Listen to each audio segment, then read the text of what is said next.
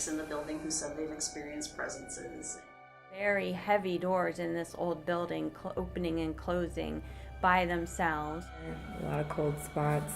Things on my desk used to move around a lot. This building was built in 1936, but the site itself has a history that goes well before that. The Erie Canal actually used to run underneath of this building before turning to go over the Genesee Aqueduct across the river.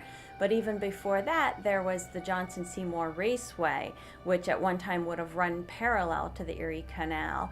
And it is that raceway that could be the source for at least one of the hauntings here in the library.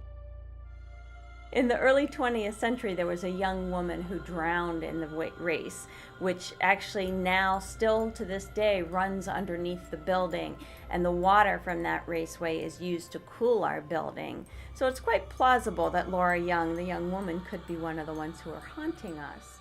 Laura Young had had a fight with her husband, left him at the bar they were at. He assumed she went home. She never came home. Some man walking along the canal path just under the north corner of the library in the raceway, he saw something glittering in the water.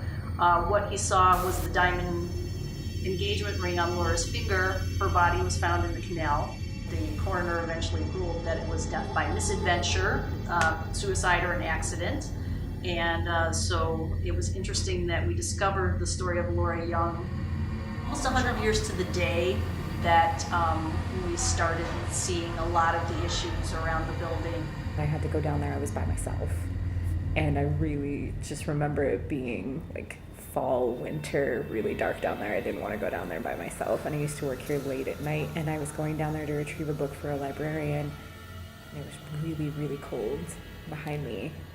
And I just remember kind of like trying to shake off a little bit so that I wasn't so scared. And as I was walking down the corridor, it was still cold behind me. Like something was moving behind me. So I was in a completely separate part of the building where it was so warm because the furnaces were on all the time. And I remember this cold feeling, like somebody was looking at you from in between the gaps in the shelves. But it was never just one person behind you. It was like one person behind you and one person in front of you. I've been down in the upper stacks area where we store all the books with other employees, and we used a flashlight to contact whatever is down there.